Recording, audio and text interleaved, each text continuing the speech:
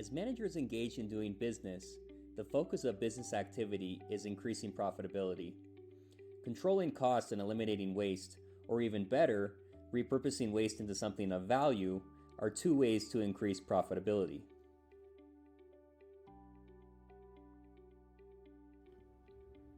After staffing and raw materials, the next biggest cost for industry is energy. As most industries run pretty lean and raw materials pricing is defined mostly by the marketplace, more industries are looking at their third biggest cost and are investigating generating their own power. This series of videos can help you understand where the opportunity might lie in reducing electrical bills while improving your power reliability through self-generation of power. We will be focusing only on steam turbines.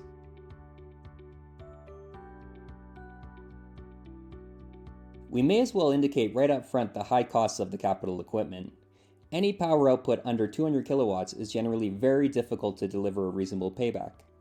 An exception would be an 150 kilowatt turbine generator to replace a PRV or pressure reducing valve in a powerhouse.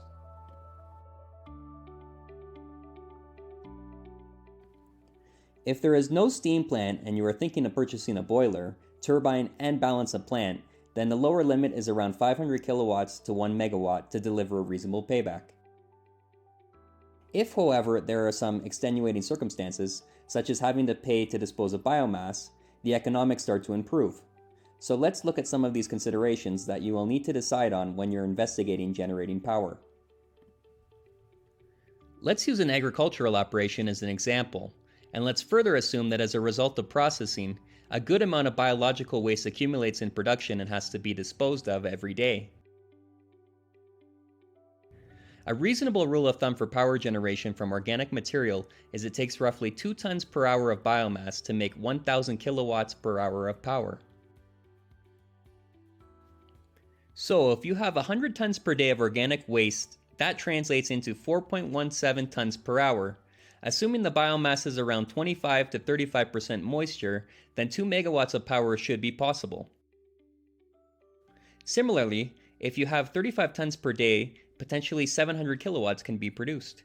With electrical prices, that could be a savings of somewhere between $600,000 to $1 million a year, depending on electrical rates. If it's the low side of the savings, the payback will be too long, unless there are waste disposal fees for the organic waste.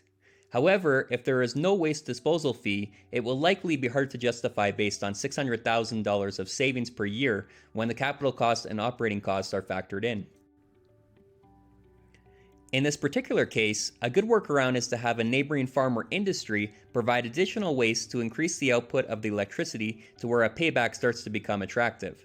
If you're looking at natural gas, unless you are getting a very low natural gas price, the same ranges will apply.